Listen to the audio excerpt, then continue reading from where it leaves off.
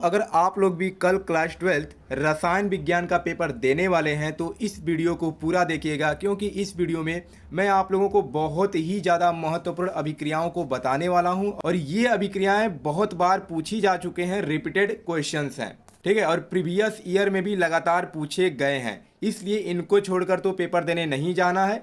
मैं आपको केवल 10 से 15 अभिक्रियाएं बताऊंगा और इतना ही आपको केवल तैयार कर लेना है, इससे बाहर एक भी अभिक्रिया नहीं आएगा। सबसे पहला अभिक्रिया है डार्जेंस अभिक्रिया, ठीक है। बहुत ज़्यादा इंपॉर्टेंट है, कई बार पेपर में आ भी चुका है। तो डार्जेंस अभिक्रिया क्या होता है?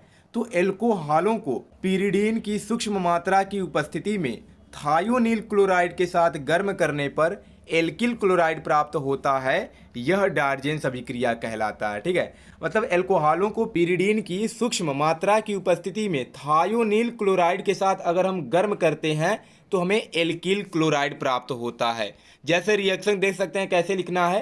तो यहाँ पे एक एल्कोहल है और इसकी अभिक्रिया कराया जाएगा किसके साथ? तो थायोनील क्लोराइड के साथ। थायोनील क्लोराइड का फार्मूला SOCl2 होता है, आपको याद होना चाहिए।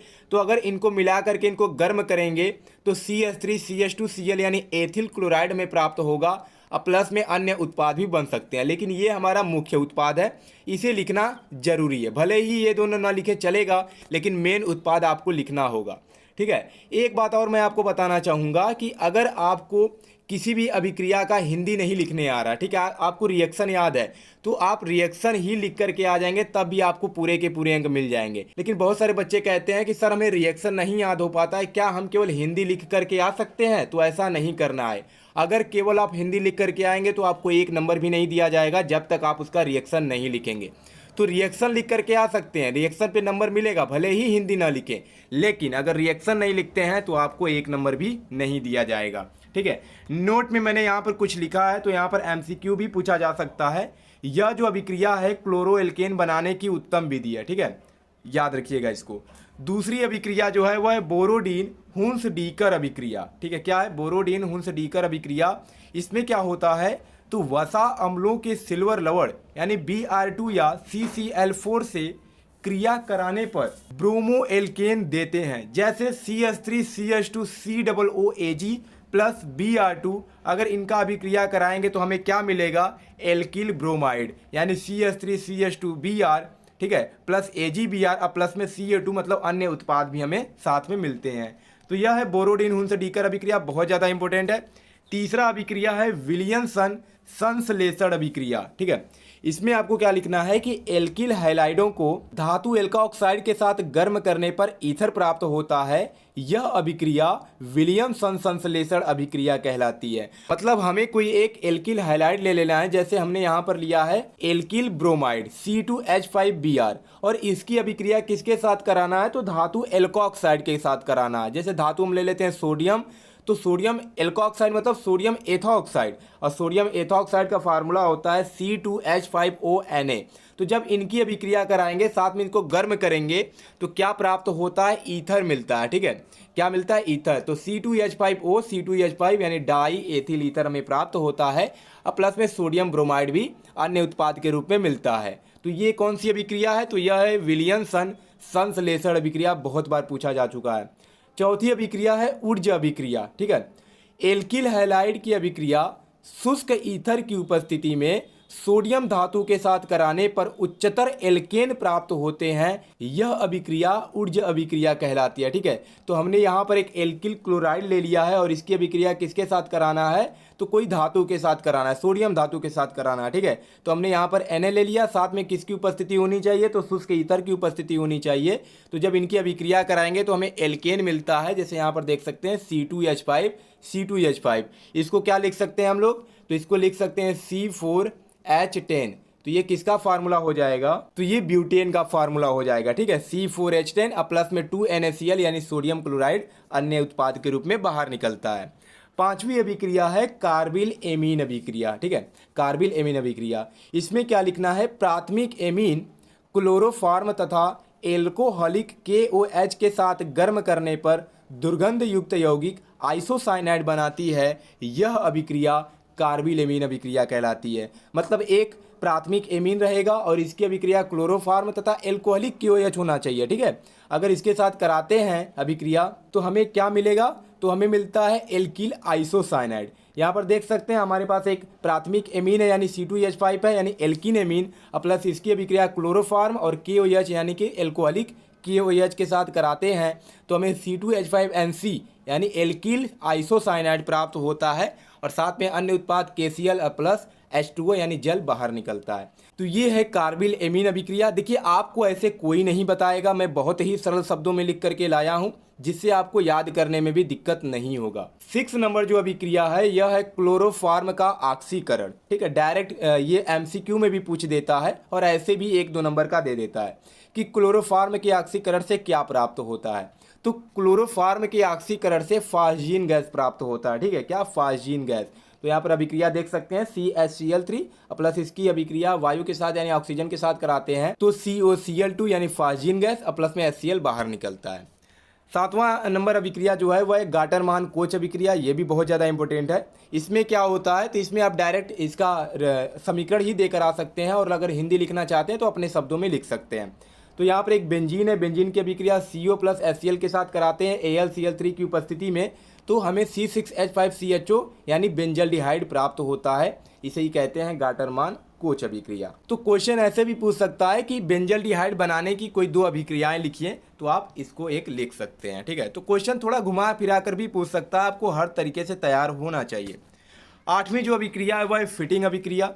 इसमें क्या लिखना है कि शुष्क ईथर की उपस्थिति में सोडियम धातु के साथ गर्म करने पर एरिल हैलाइड अथवा हेलोएरिन संघनित होकर उच्च एरोमेटिक यौगिक अथवा डाई एरिल देता है। यह अभिक्रिया फिटिंग अभिक्रिया कहलाती है। मतलब शुष्क ईथर की उपस्थिति होना चाहिए, यहाँ पर देख सकते हैं शुष्क ईथर की उपस्थिति है, सोडियम धातु होना चाहिए के साथ गर्म करने पर एरिल हैलाइड। एरिल हैलाइड का मतलब जो बेंजीन के साथ जो तत्व जुड़ा हो, जैसे यहाँ पर बेंजीन के साथ Cl जुड़ा है तो इसे ही हम एरिल कहते हैं, यह एरिल हैलाइड हो जाएगा। और अगर बेंजीन नहीं होता तो उसे हम लोग क्या कहते हैं, एल्किल हैलाइड कहते हैं, जैसे C2H5 हो गया। ठीक है, तो उन सबको एल्किल हैलाइड। और अगर बेंजीन के साथ कोई हैलोजन तत्व जुड़ा है तो उसको हम क्या कहेंगे, एरिल हैलाइड कहेंगे। तो यहाँ पर ये क्या हो जाएगा, एरिल हैलाइड हो जाएगा। तो क्या दिया है, शुष्क ईथर की उपस्थिति में सोडियम धातु के साथ एरिल हैलाइड की जब हम अभिक्रिया कराते हैं तो क्या मिलता है, डाइफेनिल मिलता है। अब प्लस में NaCl जो है वह अन्य उत्पाद के रूप में बाहर आता है। तो ये डाइफेनिल ऐसे ही आपको बना करके आना है। फिर अगली अभिक्रिया है ऊर्जा फिटिंग अभिक्रिया। फिटिंग अभिक्रिया अलग होती है, ऊर्जा फिटिंग अभिक्रिया अलग होती है। इसमें लिखना है कि शुष्क ईथर की उपस्थिति में किसी हैलोएरिन अथवा एरिल हैलाइड की अभिक्रिया सोडियम धातु की उपस्थिति में एल्किल हैलाइड के साथ कराने पर टॉलुइन प्राप्त होता है। ठीक है, तो यहाँ पर देख सकते हैं एक एल्किल हैलाइड है, इसकी अभिक्रिया सोडियम धातु और एरिल हैलाइड के साथ अगर कराते हैं शुष्क ईथर की उपस्थिति में तो टॉलुइन। टॉलुइन का फार्मूला होता है C6H5CH3। और अगर बेंजीन के रूप का बनाना चाहते हैं चित्र सहित तो ऐसे बना सकते हैं। ठीक है, एक बेंजीन बनेगा उसके ऊपर CH3 जुड़ा रहेगा यानी एक मेथिल जुड़ा रहता है और प्लस में 2 NaCl बाहर आ जाएगा। तो हमें टॉलुइन मिलता है किस अभिक्रिया में, ऊर्जा फिटिंग अभिक्रिया में। 10वीं अभिक्रिया राइमर टीमन अभिक्रिया, बहुत ज़्यादा इंपॉर्टेंट है, हर साल आपको किसी न किसी सेट में जरूर देखने को मिल जाएगा। तो क्या होता है राइमर टीमन अभिक्रिया, क्लोरोफॉर्म को फिनाल तथा क्षार के साथ देर तक गर्म करने के पश्चात मिश्रण को तनु अम्ल द्वारा क्रिया कराने पर आर्थो हाइड्रोक्सी बेंजल्डिहाइड एवं पैरा हाइड्रोक्सी बेंजल्डिहाइड प्राप्त होता है, जिसमें मुख्य उत्पाद क्या होता है, तो वह आर्थो हाइड्रोक्सी बेंजल्डिहाइड क्या होता है, आर्थो हाइड्रोक्सी बेंजल्डिहाइड। तो यहाँ पर एक फिनॉल है, फिनॉल की अभिक्रिया KOH और किसके साथ कराना है, तो क्लोरोफॉर्म के साथ कराना है। और किसकी उपस्थिति में, तो H+ आयन की उपस्थिति होना चाहिए, जैसा कि ऊपर हिंदी में लिखा हुआ है। तो हमें क्या मिलेगा, आर्थो हाइड्रोक्सी बेंजल्डिहाइड। यही आपको फिगर बनाना है। ठीक है, ऐसे ही बनाना है। एक पे OH जुड़ा रहेगा और दूसरे वाले पे CHO यानी एल्डिहाइड ग्रुप जुटा रहेगा, प्लस में KCl और 2H2O बाहर निकल जाता है। इसे ही कहते हैं आर्थो हाइड्रोक्सी बेंजल्डिहाइड या इसे हम सैलिसिलिक एल्डिहाइड कहते हैं। तो दोनों नाम आपको पता होना चाहिए। ऐसे भी पेपर में दे सकता है कि सैलिसिलिक एल्डिहाइड बनाने की अभिक्रियाएं लिखिए। ठीक है, तो ये कौन सी अभिक्रिया है, राइमर टीमन अभिक्रिया, बहुत ज्यादा इंपॉर्टेंट है। देखिए आपको केवल वीडियो नहीं देखना है, इसको याद करके जाना है क्योंकि पेपर में यही आएंगे, इससे बाहर कुछ नहीं आने वाला है। अगली अभिक्रिया है रोजनमुंड अभिक्रिया। ठीक है, एसिड क्लोराइड का बेरियम सल्फेट पर आधारित पैलेडियम उत्प्रेरक की उपस्थिति में उबलती हुई जाइलीन में हाइड्रोजन द्वारा अपचयन करने पर एल्डिहाइड बनता है, यह अभिक्रिया रोजेनमुंड अभिक्रिया कहलाती है। मतलब एक हमारे पास एसिड क्लोराइड रहेगा, जैसे यहाँ पर एसिटिल क्लोराइड है, तो इसका हम क्या करेंगे, अपचयन करेंगे H2 की उपस्थिति में, और साथ में PdBSO4 रहना चाहिए, एल्डिहाइड बनता है, प्लस में HCl बाहर निकलता है। तो ये था रोजेनमुंड अभिक्रिया। अगली अभिक्रिया है कैनिजारो अभिक्रिया। तो वे एल्डिहाइड जिनमें अल्फा हाइड्रोजन नहीं होता है, सांद्र NaOH या सांद्र KOH उपस्थिति कितनी होनी चाहिए, 50% के साथ अभिक्रिया करके कार्बोक्सिलिक अम्ल का लवण तथा एल्कोहल देते हैं, यह अभिक्रिया कैनिजारो अभिक्रिया कहलाती है। ठीक है, जैसे यहाँ पर हम एक एल्डिहाइड ले लेते हैं SCHO यानी फॉर्मल्डिहाइड, प्लस में एक NaOH यानी कि क्षार ले लेते हैं, उपस्थिति कितना होना चाहिए, तो 50% होना चाहिए। आपको लिखना पड़ेगा, नहीं तो गलत हो जाएगा। तो क्या मिलेगा, एल्कोहल मिलेगा, प्लस में कार्बोक्सिलिक अम्ल का लवण मिलता है HCOONA। तो ये है कौन सी अभिक्रिया, तो कैनिजारो अभिक्रिया। ठीक है, 13 नंबर अभिक्रिया है कोल्बे स्मिट अभिक्रिया, और इसी को हम लोग कोल्बे अभिक्रिया कहते हैं। तो कहीं कहीं पर कोल्बे अभिक्रिया लिखा होता है, कहीं कहीं पे कोल्बे स्मिट अभिक्रिया लिखा रहता है, तो दोनों एक ही बात है। इसमें क्या लिखना है, जब सोडियम फिनॉक्साइड को कार्बन डाइऑक्साइड के साथ एक बंद नली में उच्च दाब व 400 केल्विन ताप पर गर्म किया जाता है, तब सोडियम सैलिसिलेट बनता है। ठीक है, तो यहाँ पर हमने एक सोडियम फिनॉक्साइड लिया, इसकी अभिक्रिया कार्बन डाइऑक्साइड 125 डिग्री सेल्सियस होना चाहिए, तो हमें क्या मिलेगा, तो सोडियम सैलिसिलेट मिलता है। और जब इसकी अभिक्रिया H+ आयन की उपस्थिति में कराते हैं, तो यहाँ पर हमें क्या मिल जाएगा, सैलिसिलिक अम्ल मिल जाएगा। ठीक है, और यहाँ पर अगर CHO ग्रुप जुड़ा होता तो सैलिसिलिक एल्डिहाइड हो जाता, लेकिन यहाँ पर COOH ग्रुप जुटा हुआ है तो सैलिसिलिक अम्ल हो जाएगा। ठीक है, तो यह अभिक्रिया है कोल्बे स्मिट अभिक्रिया।